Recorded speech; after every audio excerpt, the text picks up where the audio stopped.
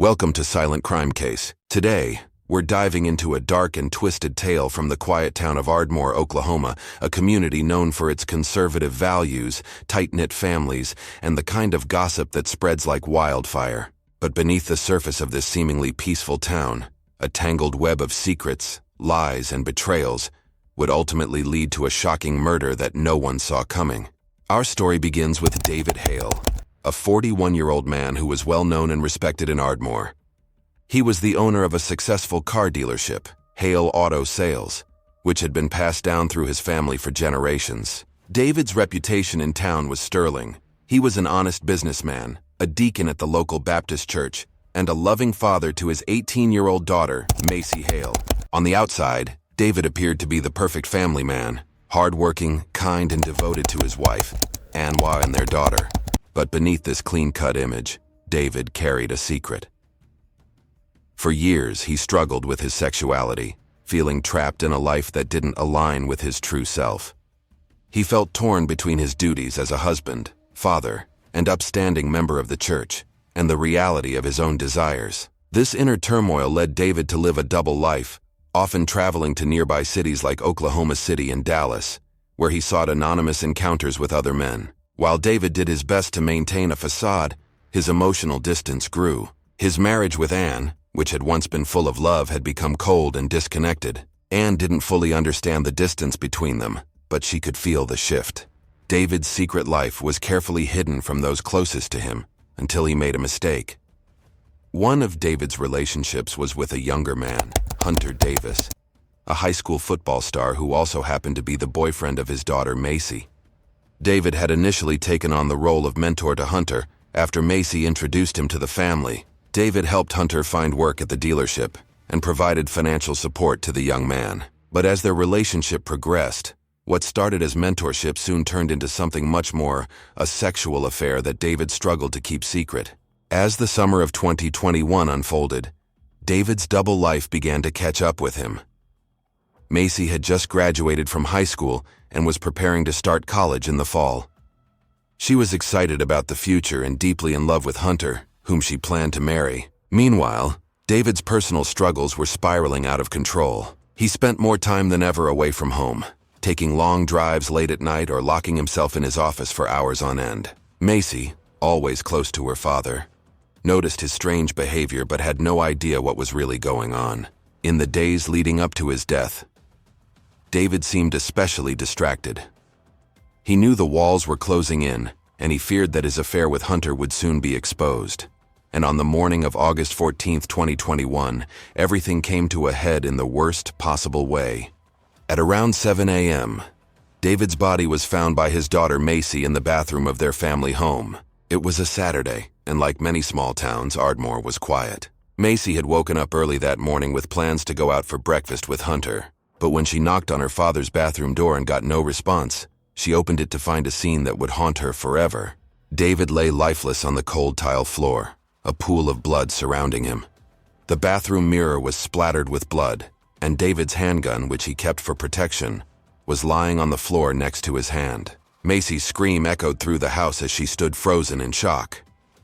After a few moments, she managed to pull herself together long enough to call 911. Her voice trembling as she explained to the dispatcher what she had just discovered. Within minutes, first responders, arrived at the scene, but it was already too late. David was dead. As the paramedics confirmed the tragic news, Macy collapsed on the front porch, sobbing uncontrollably. News of David Hale's death spread quickly throughout the small town of Ardmore. In a place where everyone knows each other's business, the sudden and violent death of a well-respected businessman and church leader was shocking. Neighbors began gathering outside the Hale home, whispering and speculating about what could have happened. Macy was taken to the police station shortly after her father's body was found, still in shock and struggling to process the horror of the situation. Her mother, Ann, had been out of town visiting her sister in Tulsa and was completely unaware of the nightmare that awaited her upon her return. By mid-morning, Ardmore was buzzing with confusion, fear, and rumors. What had led to David Hale's violent death? Was it a robbery gone wrong, or something far more personal? The Ardmore Police Department. arrived on the scene less than 30 minutes after Macy made her frantic 911 call. Lead investigator Detective Greg Marshall, a seasoned officer with over 15 years on the force, took charge of the investigation. Marshall was known for his methodical approach to crime scenes, and this case would be no different. The bathroom where David's body was found was small but meticulously maintained. Blood had pooled around his head and there were splatters on the sink, mirror, and walls. The gun, a Smith & Wesson .38, lay on the floor near David's right hand. Marshall immediately noted something odd about the scene. There were no signs of a struggle, no broken windows, no forced entry, and nothing in the house appeared to be stolen. Given that violent crime was rare in Ardmore, it seemed unlikely that this was a random act of violence. As the investigation progressed, Detective Marshall's suspicions grew. Something about the scene didn't add up. He ordered a full forensic analysis of the gun, dusting it for fingerprints, and requested an examination of David's phone, suspecting that it might hold clues to what had happened, using luminol, a chemical agent used to detect blood that may have been cleaned up. The investigators combed through the house, but all the blood was confined to the bathroom, suggesting that David had been shot there and had not been moved after his death. Crime scene photographers documented every detail, making sure that nothing was overlooked. By noon, the detectives had gathered all the evidence they could from the scene. David's body was taken to the local coroner for an autopsy, which would later confirm that he had died from a single gunshot wound to the chest. With the physical evidence collected, it was time for the interrogation shock to begin. Macy Hale, David's 18-year-old daughter, was the first person to be questioned. Still in shock after finding her father's body, Macy was visibly shaken when she was brought into the Ardmore Police Department for her interview. Detective Marshall knew that this would be a delicate conversation. Macy was emotional, her face pale and her hands trembling as she recounted the events of that morning. She described her father as a hard-working man who always made time for family, despite the long hours he put in at the dealership. But as Macy talked about her father, she also revealed something that raised red flags for the investigators. Just days before the murder, Macy had discovered sexually explicit messages on her boyfriend Hunter's phone. The messages revealed that her father had been having an affair with Hunter, and the discovery had shattered Macy's world. She felt betrayed by both men and didn't know how to handle the situation. "I just wanted things to go back to normal," she told the detectives, tears welling in her eyes. "I didn't want to believe what I saw." Detective Marshall listened carefully. The motive for Macy to be involved in her father's death seemed clear: anger, betrayal, heartbreak. But despite her obvious emotional distress, Macy insisted that she would never hurt her father. Her alibi was also rock solid. On the night of the murder, Macy had been with Hunter at a local ice cream shop called Brahms, where several of their friends had seen them together. Surveillance footage from the shop confirmed her presence there, giving her an airtight alibi for the time of the crime. Though Macy's discovery of the affair painted her as a potential suspect, the detectives ultimately found no physical evidence linking her to the murder. But Detective Marshall wasn't convinced that the full story had been revealed. He believed that the secrets within the Hale family ran much deeper. Next on the list of suspects was Ann Hale, David's 39-year-old wife. Ann had been married to David for 20 years, and by all accounts they had once been a loving couple. Ann was well known in Ardmore for her involvement in the church, where she organized events, led Bible study groups, and volunteered at the local food pantry. Outwardly, Ann appeared to have the perfect life: a loving husband, a bright daughter, and a strong standing in the community. But as the detectives dug deeper, they uncovered cracks in the seemingly perfect facade of Ann's marriage. Friends and neighbors described Ann and David's relationship as strained in recent years. The couple had grown distant, with David spending more time at the car dealership and Ann pouring herself into church activities. Their once loving marriage had become little more than a facade, and it was clear that intimacy had long since faded. Detective Marshall brought Ann in for questioning 2 days after David's murder. She appeared tired and grief-stricken, her eyes red from crying as she sat down across from the investigators. At first, Ann seemed cooperative, answering questions about David's routine and their marriage. She admitted that things hadn't been the same between them for a long time. "We were more like roommates than husband and wife," she said, her voice breaking. "I can't remember the last time he touched me." But when the detectives confronted Ann with the revelation of David's affair with Hunter, her demeanor changed. She seemed shocked, as if she couldn't believe what she was hearing. Anne paused, and her composure began to crumble. Her voice trembled as she responded, "I had no idea. I knew something was wrong, but I never thought this." Detective Marshall pressed further, asking Anne about her whereabouts the night of the murder. Anne explained that she had been out of town visiting her sister in Tulsa. She had only returned that morning and was completely unaware of the nightmare that had unfolded in her home. Her story seemed plausible, but Marshall wasn't ready to rule her out just yet. Anne had a clear motive. The betrayal of both her husband and her daughter's boyfriend could easily have pushed her over the edge. However, despite the emotional weight of the interrogation, there was no physical evidence linking Anne to the murder. She maintained her innocence, insisting that while the affair had devastated her, she had nothing to do with David's death. With Anne's alibi checking out, the detectives turned their focus back to the forensic evidence. Just 2 days later, on the August 23, 2021, the investigation received a breakthrough that would turn the case on its head. The forensic lab had completed its analysis of the fingerprints on the gun. The fingerprints didn't belong to Anne, Macy, or even David. Instead, they belonged to Hunter Davis, Macy's 18-year-old boyfriend. This discovery raised immediate red flags. Why were Hunter's fingerprints on the gun that killed David? Had he somehow been involved in the murder? With this new evidence, Detective Marshall and his team quickly returned to the Hale residence to re-examine the crime scene and gather more information. As the investigation continued, Hunter Davis became the prime suspect. The detectives requested that Hunter come in for a second interview, this time with the weight of the forensic evidence on their side. When Hunter arrived at the Ardmore Police Department, the tension was palpable. He looked uneasy, his hands fidgeting on the table as Detective Marshall began to question him. Hunter repeated his original story, that he had spent the evening of August 13th with Macy at Brahms, and he had nothing to do with David's death. But when confronted with the fingerprint evidence, Hunter's confidence crumbled. His face turned pale and he began to stammer as he tried to explain how his prints had ended up on the gun. "I don't know. Maybe I touched it by accident," he mumbled, clearly panicking. But Detective Marshall wasn't buying it. He pressed Hunter further, asking him about the nature of his relationship with David. Hunter hesitated for a long moment before finally admitting that David had been more than just a mentor to him. David had been his lover. Their relationship, which had started as a mentorship, had developed into something much more intimate.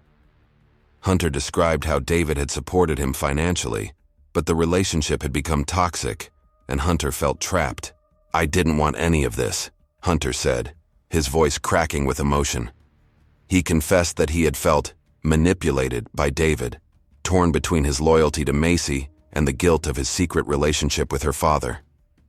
As the interrogation continued, Hunter's emotional state deteriorated. He became increasingly erratic, shifting between anger, sadness, and confusion. He denied any involvement in David's murder, but admitted that the affair had put him under immense pressure. Hunter insisted that while he had been at the Hale house in the past, he had not been there on the night of the murder. Despite Hunter's denials, the detectives knew they had more work to do. The forensic evidence had placed Hunter at the scene, but they needed to build a stronger case to determine the true nature of his involvement. 1st August 27th, 2021. After weeks of investigation and numerous interviews, the detectives finally pieced together the tragic truth. It wasn't Hunter who had pulled the trigger. It was Macy. Macy Hale, the daughter of the victim, had been the last person anyone would have suspected. To the outside world, she was a bright, driven young woman with a passion for soccer and big plans for her future. But beneath her calm exterior, Macy had been harboring a storm of anger, heartbreak, and betrayal. The detectives uncovered new evidence when Macy's hot mother, Anne, came forward with a crucial detail. Anne revealed that in the days leading up to the murder, Macy had discovered sexually explicit messages between her father, David, and her boyfriend, Hunter. This revelation had devastated Macy, leaving her feeling betrayed by the two most important men in her life. With this new information in hand, The detectives re-examined Macy's alibi. She had claimed to be with Hunter at Brahms on the night of the murder, but surveillance footage from that night told a different story. The timeline didn't match up with Macy's original statement, and it became clear that she had lied about her whereabouts. The forensic evidence linking Macy to the scene, combined with the discovery of the affair, painted a clear picture. In a fit of rage and despair, Macy had confronted her father on the night of August 13, 2021. The argument had escalated, and in an emotional breakdown, Macy had shot David with his own handgun. On the morning of August 27, the Ardmore Police Department arrived at the Hale family home to arrest Macy for the murder of her father. Detective Greg Marshall, who had been leading the investigation, knocked on the door. Anne answered, her face etched with grief, but it was Macy who stood behind her, expressionless. "Macy Hale, you are under arrest for the murder of David Hale," Marshall said, his voice calm but firm. As the officers placed the handcuffs on Macy, she remained eerily calm, as if she had already accepted her fate. Anne collapsed onto the front porch, sobbing uncontrollably as she watched her daughter being taken away. Neighbors who had gathered outside to witness the arrest whispered in disbelief. For the Hale family, life would never be the same again. Macy's trial began on August 31, 2022, in Ardmore, Oklahoma. The courtroom was packed with members of the community, as well as reporters eager to cover the trial that had shaken this small town. The prosecution, led by a district attorney, Michael Granger, presented a case built on evidence of betrayal, rage, and a young woman pushed to the brink by her father's affair. Granger argued that Macy had acted out of anger and heartbreak, painting a picture of a daughter devastated by the discovery of her father's relationship with her boyfriend. The key piece of evidence was the murder weapon, David's handgun, which bore Macy's fingerprints.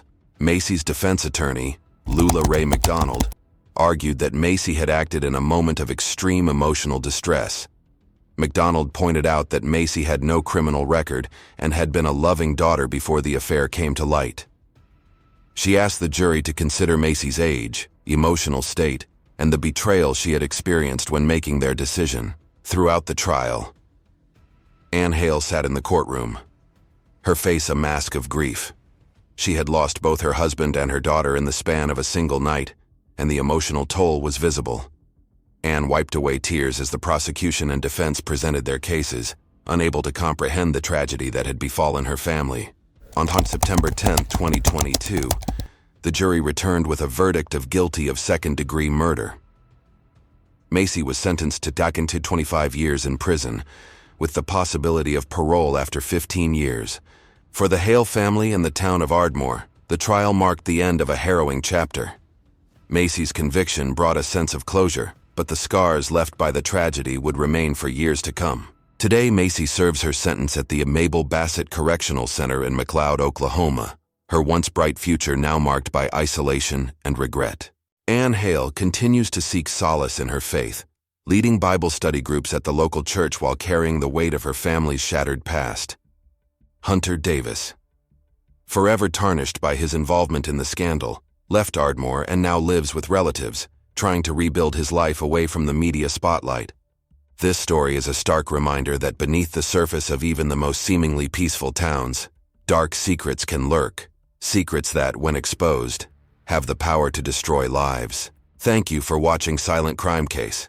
If you enjoyed this story, please like, comment, and subscribe for more real-life murder mysteries. Stay safe, true crime solvers.